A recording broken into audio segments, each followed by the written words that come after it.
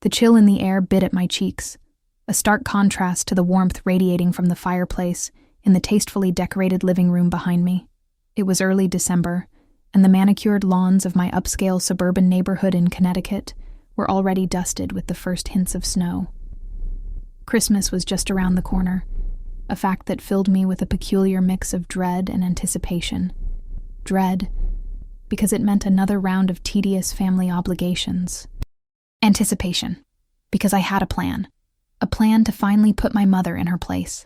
My phone buzzed, startling me out of my reverie. It was her, my mother, Eleanor. I sighed, a plume of frosty breath escaping my lips. Even the ringtone, a cheerful, generic jingle, grated on my nerves. I debated ignoring it, letting it ring out, but a perverse part of me wanted to hear what she had to say. I swiped to answer, forcing a saccharine sweetness into my voice. "Merry Christmas, Mom," I chirped, the words feeling like ash in my mouth. "Oh, darling, Merry Christmas to you too." Her voice, as always, was a little too bright, a little too enthusiastic. It grated on me, this forced cheerfulness she always adopted, as if trying to paper over the decades of unspoken resentments and disappointments.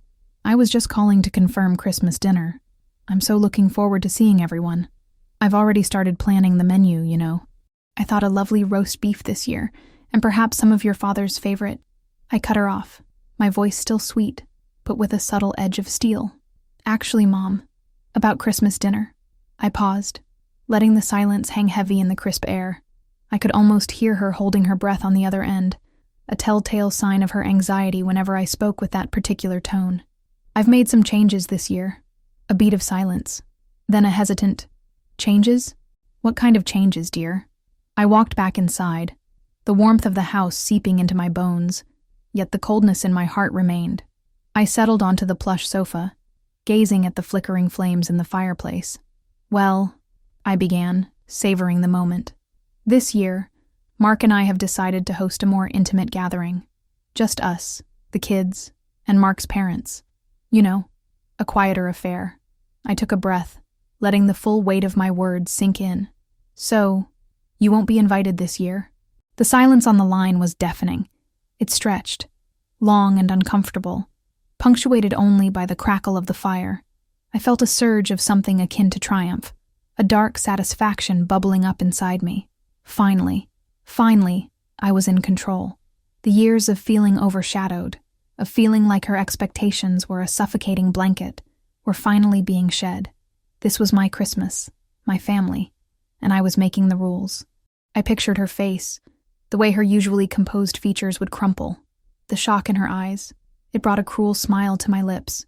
"Catherine," she finally whispered, her voice barely audible, stripped of its usual cheer. What are you saying?" "I'm saying, Mom," I reiterated, my voice now devoid of any pretense of warmth, "that you're not invited to Christmas dinner this year. We just want a peaceful Christmas for once. And frankly, with you there, it's rarely peaceful." The words tumbled out, harsh and unyielding, fueled by a lifetime of perceived slights and unfulfilled desires. I knew I was being cruel, but a part of me didn't care. She had pushed me to this. She had always pushed me. There was a soft click, and then the dial tone. She had hung up. The fire crackled merrily, oblivious to the storm I had just unleashed. I placed my phone on the coffee table, a strange mix of exhilaration and unease swirling within me. I had done it. The first step in reclaiming my narrative, in asserting my dominance. But as the initial rush faded, a tiny, insistent voice in the back of my mind whispered, "What have you done?" I quickly squashed it. This was for the best. This was necessary. This was my Christmas. And it was finally going to be exactly how I wanted it. If you're enjoying this story, don't forget to subscribe to the channel for more captivating narratives. The next morning brought a fresh layer of snow and a heavy silence. My husband, Mark, was unusually quiet over breakfast, his eyes darting to my face as if searching for something. He was an easygoing man, but he was also perceptive. He knew the source of my tension. "Did you talk to your mom yesterday?" he asked, his tone gentle, but his eyes serious. "Yes," I replied, focusing on buttering my toast.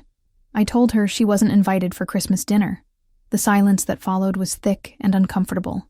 He didn't speak, but the disapproval in his expression was clear. It was a look I knew well. He had never understood my strained relationship with my mother. To him, Eleanor was a sweet, slightly overbearing woman who simply loved her daughter too much. He couldn't see the years of subtle manipulation, the backhanded compliments, the constant comparisons to my sister Clara, who, in my mother's eyes, could do no wrong. "Catherine," he finally said, his voice laced with disappointment. That's harsh. It's Christmas." "She'll get over it," I said, my voice hardening. "It's time she understands that her presence isn't an automatic right. I'm an adult. This is my family now." He sighed, pushing his plate away. "It's not about being an adult, Kath. It's about being compassionate. She's your mother." His words stung, but I refused to show it. "She's always made me feel like I was a disappointment," I said, the old bitterness resurfacing. "And this is my way of finally saying no, my way of taking back control."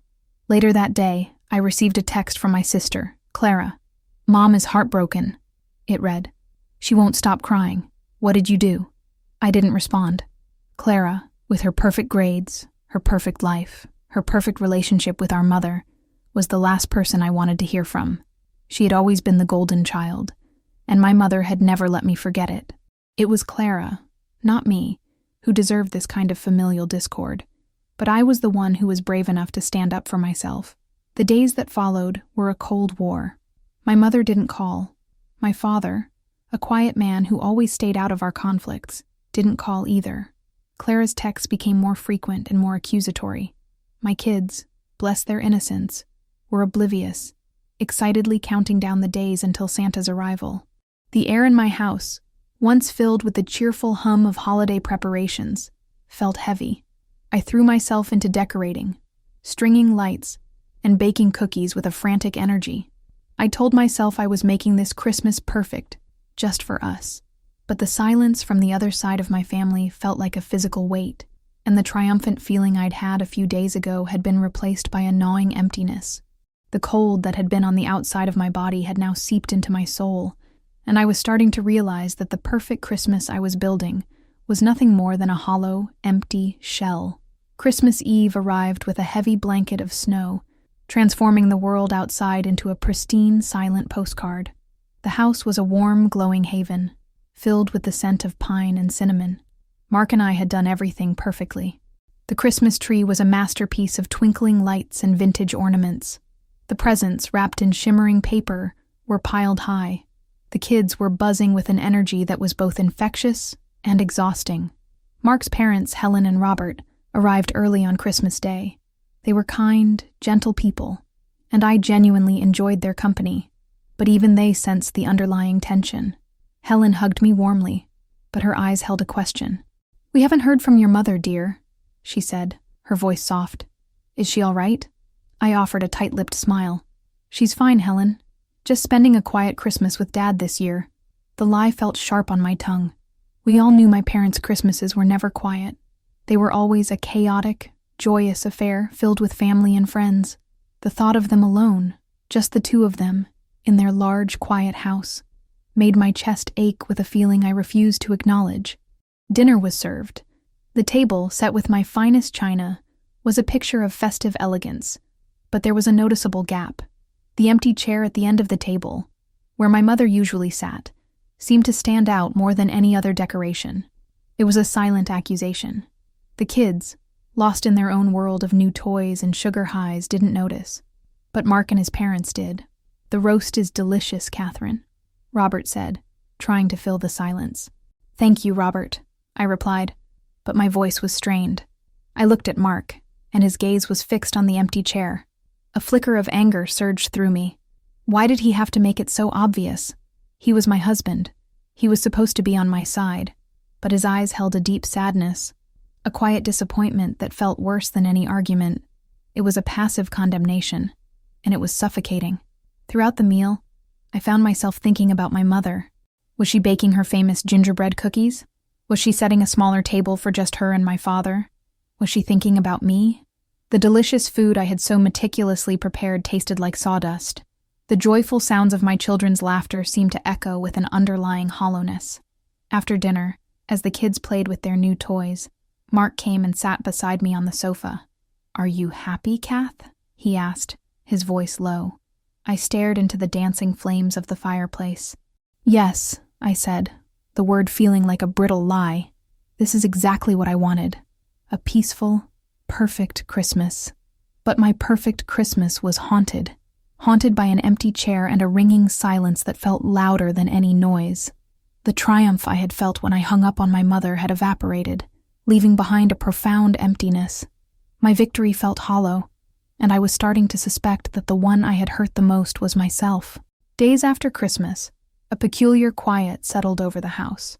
Mark was back at work, the kids were engrossed in their new toys, and I was left to contend with the aftermath of my actions. I told myself I felt liberated, free from the weight of my mother's expectations. But the truth was, I felt a deep, gnawing loneliness. The silence from her was unnerving. I had expected a torrent of emotional phone calls and texts, a dramatic plea for reconciliation. Instead, there was nothing. No calls, no texts, not even from my father, only Clara's sporadic, passive-aggressive messages, which I continued to ignore. My mother's absence was a physical presence in the house. Every time I passed the guest room, I pictured her sitting there, reading a book, her glasses perched on her nose. Every time I looked at the kitchen island, I remembered her teaching my daughter how to roll out cookie dough. These memories, once a source of irritation, now felt like precious, lost moments. One afternoon, a small, square package arrived in the mail. There was no return address, but I knew who it was from. My stomach twisted with a familiar mix of dread and morbid curiosity. I tore it open to find a small, framed photograph. It was a picture of my parents on Christmas Day. They were sitting at their dining table, just the two of them. My father was holding my mother's hand, and her head was resting on his shoulder. Her eyes were red-rimmed, and a single tear traced a path down her cheek. They weren't angry. They just looked defeated, heartbroken. And in the center of their table, a tiny, empty Christmas stocking lay folded. My stocking. The one my mother had made for me when I was a child. The one with my name, Catherine, stitched into the fabric in imperfect, loving letters.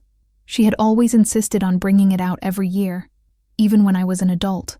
It was a tradition I had always found silly and childish, but now, seeing it so small and lonely in the photograph, I felt a wave of nausea. That simple, heartbreaking image, sent without a single word, was more powerful than any argument could ever have been. It wasn't a rebuke. It was a raw, unfiltered expression of their pain, and I had been the one to cause it. My victory, my triumph, my carefully constructed feeling of control, all of it crumbled to dust. I stared at the photo, the image of their quiet grief burning into my mind. I had wanted to hurt her, to make her feel the way she had made me feel for so long. But in hurting her, I had only succeeded in breaking my own heart. The emptiness was no longer a vague feeling. It was a crushing, physical weight. This was my lowest point. The reality of what I'd done hit me like a physical blow. The silence, the photo, the empty chair at my own table. It was all a consequence of my own cruelty. My desire for control had led to a complete loss of it. I had built a perfect Christmas, but in doing so, I had dismantled the very foundation of my family. The photograph became a constant torment. I hid it in a drawer, but its image was seared into my mind. The sight of my mother's tear-streaked face, my father's quiet sorrow, and my small, empty stocking haunted me day and night. The cold, triumphant feeling I had felt was now replaced with a deep, crushing regret. I couldn't sleep. The house, once my sanctuary, felt like a prison. Mark noticed the change. "What's wrong, Kath?" he asked one night, his voice filled with concern. "You haven't been yourself since Christmas." I hesitated, then pulled out the photo from the drawer. "She sent this," I said, my voice barely a whisper. No note, just this. He looked at the picture, his face softening with a profound sadness. He didn't say "I told you so," which I was secretly grateful for. Instead, he simply reached for my hand. "It's not too late to fix it," he said gently. But I felt like it was. The silence from my parents was the most terrifying thing of all. A cold shoulder, an angry outburst, those were familiar terrains. But this silence, this complete emotional withdrawal, felt like an insurmountable wall. They had always been a safety net, an unspoken certainty in my life. Now, that net was gone, and I felt like I was free-falling. I started thinking about my own childhood, replaying old memories. Was my perception of her truly accurate? I remembered her working late to pay for my dance lessons, her tired smile when I won a small competition. I remembered her holding my hand when I was scared, her quiet strength when I was in pain. Was she perfect? No. She had her flaws, her hurtful comments, her moments of thoughtlessness. But I had my own, and the cruelty of my actions was far worse than any of her perceived slights. I looked at my own children, at their innocent faces, their boundless love. What if one day they grew up and decided I was too much, that my love was a burden? The thought was a dagger to my heart. I had become the villain in my own story, and I was starting to see that the real monster wasn't my mother, but the bitter, vengeful person I had allowed myself to become. The weight of it all was suffocating. My perfect, quiet Christmas was over, and all that remained was the deafening silence of a family I had broken. The truth was, my victory was a sham. I hadn't taken control. I had lost it completely.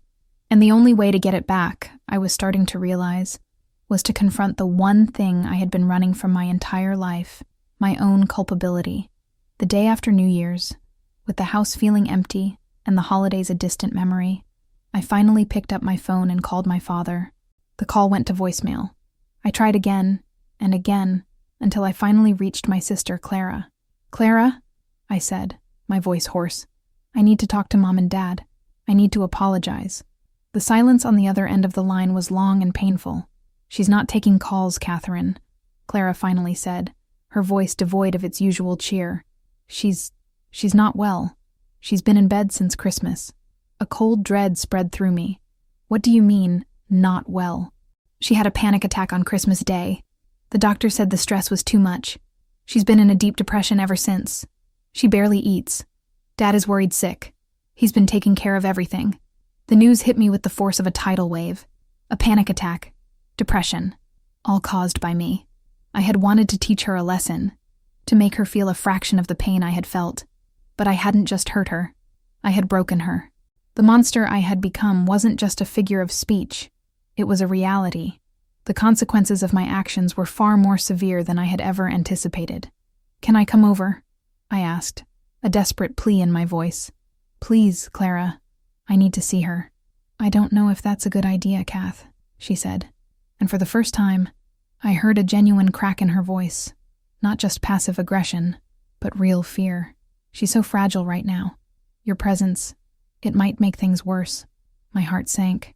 My own sister, the one who had always been so close to our mother, was now protecting her from me. I had been so convinced that I was the victim, that I was the one who needed to be understood.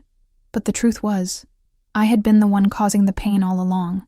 I had spent my life building a fortress of resentment and self-pity, and when I finally unleashed my revenge, it had backfired spectacularly, not only on them, but on me.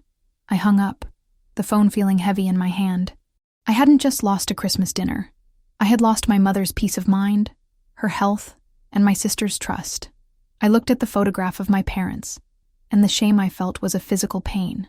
I had set out to prove a point, to win a war I had been fighting in my head for years.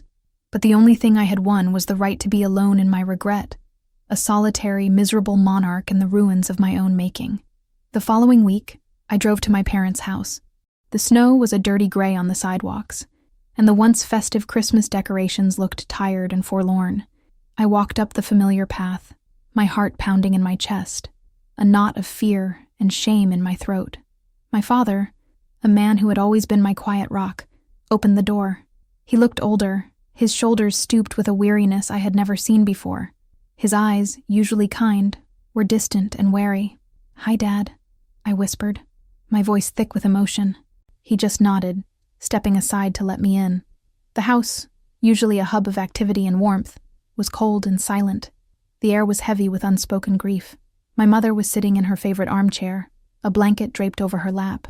She was staring out the window at the bleak winter landscape, her face pale and drawn. She didn't look at me. She just kept staring out the window, as if she didn't know I was there. "Mom," I said, my voice breaking. She didn't respond. My father put a hand on my shoulder. "She's having a hard time, Kath. The doctor said it was a kind of shock. She just withdrew. I knelt beside her chair, reaching for her hand. It was cold and limp in mine. I looked at her, at the woman who had always been a force of nature, and I saw a defeated shell. This was my doing. The years of emotional tug-of-war had finally snapped something inside her, and I was the one holding the broken pieces. "Mom," I said, my voice thick with tears. "I am so sorry. For Christmas. For everything." Her eyes finally flickered, meeting mine. But there was no anger there, no accusation, just a deep, profound sadness. "I just wanted to be with my family," she whispered, her voice a ghost of its former self. "I just wanted us to be together." Her words weren't a plea. They were a simple statement of fact, a heartbreaking revelation of her only desire. It wasn't about control or expectations or comparison. It was about love. And I had been so wrapped up in my own bitterness that I had completely missed it. I had spent my life believing she was the monster, only to discover that I was the one who had become one.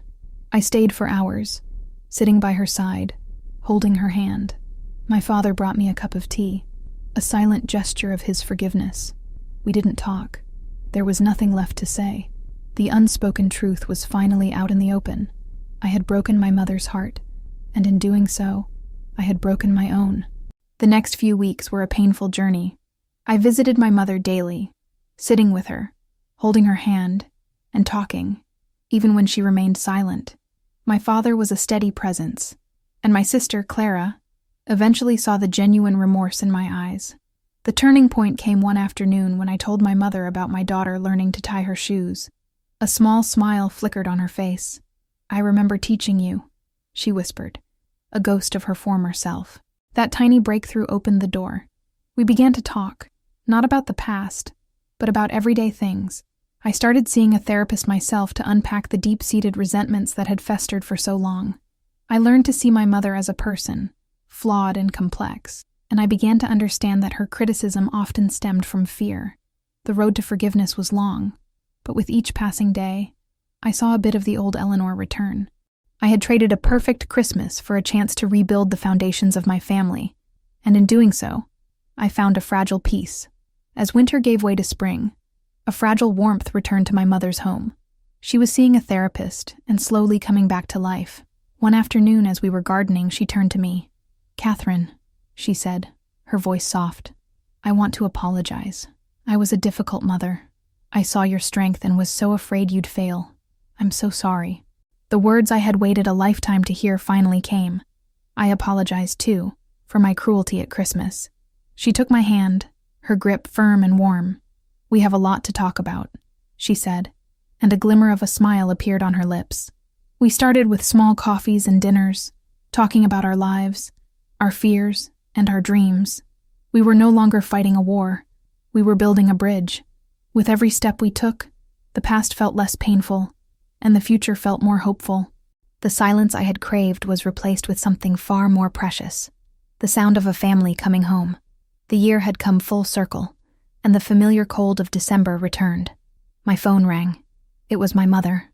"Merry Christmas, darling," she said, her voice full of genuine joy. "I've started planning the menu.